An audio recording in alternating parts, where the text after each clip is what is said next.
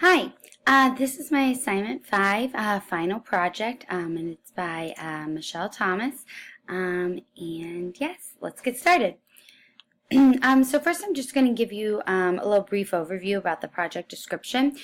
So students are going to be creating how-to projects to teach other students in my class how to do something.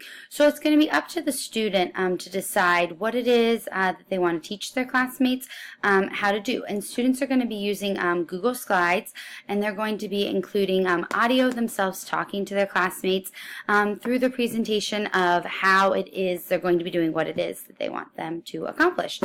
Students are also going to include visuals in their slides to help create an image in the student's head of what is going on. So the 3 types of media that students will be using in this work is they're going to be using text by putting words on their Google slide of how to do something. They're going to be using audio. They're going to be recording themselves talking to students step by step how to accomplish something, and they're also going to be using visuals, pictures to help students understand what it is they're teaching them how to do. So the audience for my project is actually going to be my kindergarten class. They will be given a lot of assistance throughout this project and lots of step-by-step directions on how to accomplish each part. But I think it's just a great time for them to get their feet wet in this sort of technology, and students love to be able to teach each other things, especially when they're in kindergarten. So let's just go over, before we go over the objectives met, I want to take you to this page, and I just want to show you a couple of the objectives I've laid out. So when students are working on this video, the objectives that they will be working towards is they're going to create a how-to video on a topic of their choice. They are going to use visuals in their video to demonstrate each step of their how-to video. They're going to be using audio when recording their video to give these step-by-step directions. And then they're also going to share their work with their classmates on our shared Google page. And I will be helping them through each process and each step along the way, but those are some of the things I've outlined for them. And then how they're going to meet these objectives. So students are going to create, like I said, how-to videos using Google Slides, which is going to allow them to have a deeper understanding on a topic and kind of become experts, if you want to say, on their topic. Kindergartners at this age love to play like teacher-student games and teach students and learn from each other. So this will be a great learning opportunity for them. They're also going to understand how to include videos, or visuals, I'm sorry, in their Google Slides, and how it not only makes their work more appealing to others, but that some learners learn and are visual learners. Some of their classmates are. So when you include those visuals, it's really going to help them understand what it is you want them to accomplish. Students will also be working towards being able to use Screencast-O-Matic, and like I said, I will help them with this. It's not something I expect to be perfect, just sort of like a starter project to get their feet wet and understanding how to use these things. And then also as a class, we will be navigating through the Google Classroom to see all their other peers' work and how they did on those. So just real quick, an overview. So the importance, I feel, of this project is just the skills that students are going to take away by doing this presentation. They're going to use for the rest of their lives and continue throughout their education. By being exposed to Google Slides, Screencast-O-Matic, and Google Classroom, these are just some great first steps towards learning how to use these things in a more in-depth way.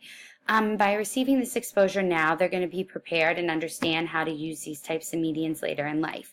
This lesson also is allowing me to have really authentic learning going on in my classroom that aligns not only with some of our writing standards, but also just incorporating those digital tools and allowing for that deeper thinking and that understanding, especially when they're able to become the teacher and really become an expert on their topic and help other students in their class understand something that they really worked hard on to accomplish.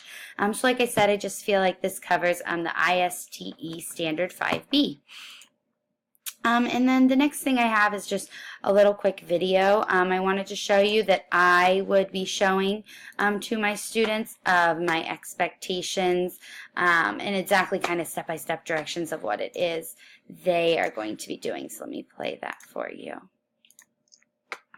Hi, this is a how-to video by Miss Thomas, and I'm going to show you what it is I would like you to do when you are making your how-to video for our class.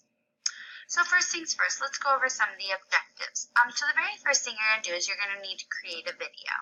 On your video, you're going to need to give step-by-step directions of how to accomplish what it is you're wanting to share, and you're going to need to use pictures or actual videos of you giving these step-by-step directions. After we are all done, we are going to share this. So you're going to need to upload it to the Google page. I will share it with our class, and then friends are going to try and follow your directions step by step to see if they can accomplish this task. Afterward, also, one last thing is your video can be on anything you want. It can be how to make a peanut butter and jelly sandwich, how to write your letters, how to write your numbers, anything you can think of you can use for this video. Lastly, I just want to say good luck, and if you have any questions about how to do your video, please reach out and I will be happy to help you. Once again, good luck with your video. So like I said, that would just be a little thing to get their feet wet, to show them my expectations and what it is I want them to be able to accomplish. After I would show that video, I also showed them an example of some visuals I would then use to go along with my project. So I would just pull up this document here, and I would talk about how I would put this as one page in my Google slide. And this would be the visual that students would see, and then I would just demonstrate the audio that I would put to go along with it. So I'd say here's what one of my slides would look like. My how-to video is going to be how to write your letters. And so the very first letter that I'm going to be discussing is the letter A. So how you would write the letter A, just like my visual, you would follow the arrows and you would go up, then down, then cross over across. And as you can see, there's 1 because that's what you do. That's step 1. Then there's a 2. That's step 2. And then step 3. And then I would tell them I would continue with each letter of the alphabet if that was my how-to video, how to write letters. And so if we go back, lastly, the rubric. So the rubric for my students would be pretty simple. Everything would be pretty same. So I would do 20 points would just be if they were able to come up with an idea for their how-to video of what they want to share, and it is something they're going to be able to share with their classmates. They would also then receive 20 points if they were able to include visuals in their video that went along with their how-to video. They would also receive another additional 20 points if they were able to include audio in their video and they're explaining step-by-step how to do their how-to video. 20 points if they are able to record this with Screencast-O-Matic, and like I said, this would be something they would receive lots of support on. We would work together, and I don't expect it to be perfect at all.